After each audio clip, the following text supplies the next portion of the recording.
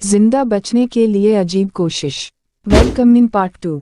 ऐसी अफवाहें हैं कि कुछ मर्दों ने जिंदा बचने के लिए ख्वातीन का रूप धार लिया ताकि इन्हें लाइफ बोट्स में जगह मिल सके। टाइटैनिक के हादसे में बच जाने वाले ऐसे एक जोड़े के दरमियान इन अफवाहों के नतीजे में 1916 में तलाक भी हो गई।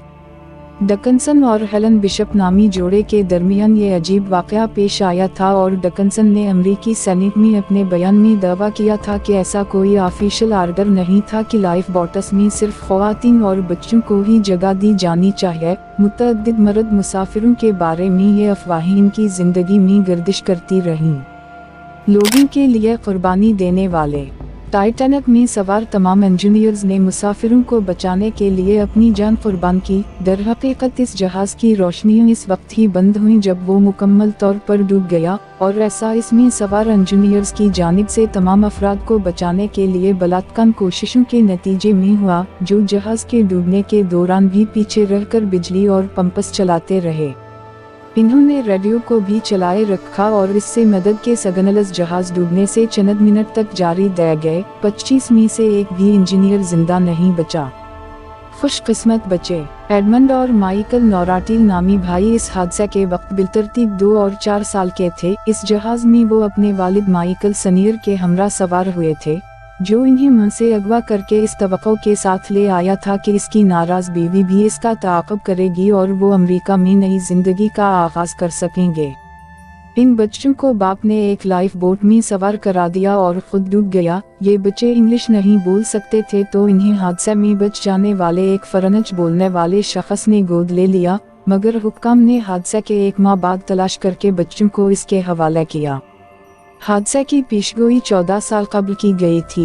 एक अमरीकी मुसन्निफ मॉर्गन रॉबर्टसन ने 1898 यानी टाइटैनिक के हादसे से 12 साल कबल अपने एक नावल फ्यूटिलिटी इस तरह के हादसे की पेशगोई की थी। ये नावल एक जहाज टाइटन के डूबने के गिर्द घूमता था और नावल में जो तफसीलात दी गई थी वो हैरानकुन हद तक टाइटैनिक के डूबने से मुमासलत रखती हैं। पहली चीज तो जहाज़ों के नाम थे, जिनमें महज 2 हुरूफ का फर्क था, यानी टाइटन और टाइटैनिक। नावल में जहाज का जो साइज था वो भी टाइटैनिक जैसा था। नावल में भी जहाज अप्रैल में डूबता है, जबकि दोनों जहाज़ों को कभी ना डूबने वाला करार दिया गया था, और नावल की तरह टाइटैनिक में भी लाइफ बोट्स की तादाद बहुत कम थी। मुसन्निफ ने बाद में कहा था कि दोनों के दरमियान इतनी मुमासलत की वजह इनके पास बहुत ज्यादा मालूमात होना थी। मैं जानता था कि मैं क्या लिख रहा हूँ और बस। टाइटैनिक के करीब मौजूद जहाज भी बाद में डूब गया। SS California. फोटो बशक्रिया विकीमीडिया कॉमन्स।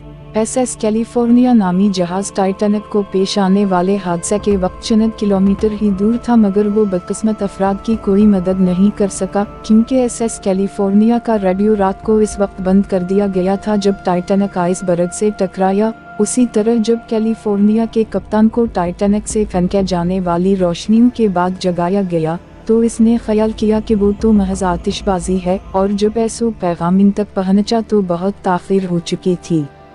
हैरानकुन तौर पर SS कैलिफोर्निया भी ज्यादा अरसे तक तीर नहीं सका और नवंबर 1915 में जर्मन आबदोज के टारपीडो से टकरा कर डूब गया। जहाज के साथ डूबने के बावजूद बच जाने वाली वाहिद खातून रोडा मेरी एबट जहाज के डेक पर आखिर तक अपने 2 बेटों के साथ मौजूद रही थीं, और ये तीनों जहाज के साथ पानी में चले गए। खातून के दोनों बेटे समंदर में डूब गए, मगर इन्हें एक लाइफ बोट ने निकाल लिया। फिल्म की लागत जहाज की तमीर से भी ज्यादा। फिल्म का एक scene, shutter stock photo. Titanic जब तमीर हुआ तो 1912 में इसकी लागत $75 लाख थी, जो मौजूदा अहद में $19 करोड़ बनती है। दिलचस्प बात यह है कि जेम्स कैमरून की 1997 में रिलीज होने वाली ब्लॉकबस्टर फिल्म टाइटैनिक का बजट $20 करोड़ था, जो 2018 में इफरात ज़र के मुताबिक $36 करोड़ बनता है। डूबने के 7 दहाइयों बाद इसका मलबा मिला।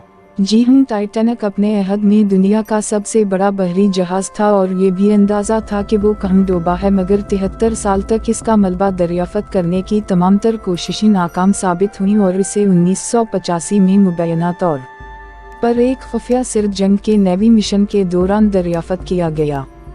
दरियाफ्त के बाद एक मुतनाज़े मसले की तस्दीक हुई।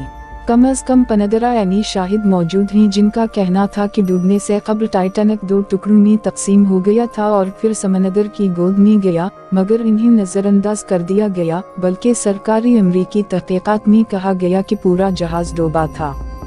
ये तनाज़ो 73 साल तक बरकरार रहा और फिर इसका मलबा मिलने के बाद साबित हुआ कि ये वाकई 2 टुकड़ों में तकसीम हो गया था।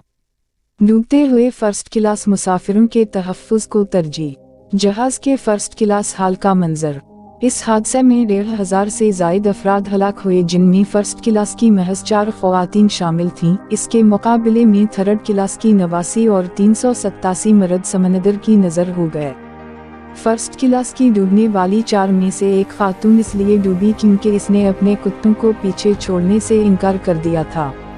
एक लाश की शनाख्त 100 साल बाद हुई।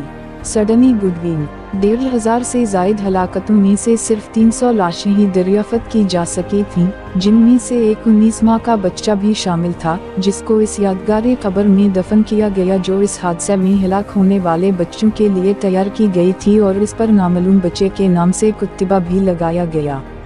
इस बच्चे की लाश की 3 बार गलत शनाख्त हुई, मगर 2011 में जाकर म्यूजियम को अतिया किए गए इसके जूते और दी नेशनल असम्बली टेस्ट से मालूम हुआ कि ये सडनी गुडविन है। हादसे का बाइस बनने वाला मुमकिना आइसबर्ग। ये ऊपर तस्वीर 15 अप्रैल 1912 को ली गई थी, यानी टाइटैनिक के डूबने के बाद अगली सुबह एक बहरी जहाज SS परंज एडलबर्ग में सवार एक फोटोग्राफर ने इसे खींचा, जिसको टाइटैनिक के डूबने का इल्म भी नहीं था, मगर इसने टकरा की अलामत को देखा जिनमें आइसबर्ग पर सुर्ख पेनेट की मौजूदगी भी शामिल है, जिसका मतलब था कि गुज़श्ता 12 घंटों के दौरान इससे कोई जहाज टकराया है।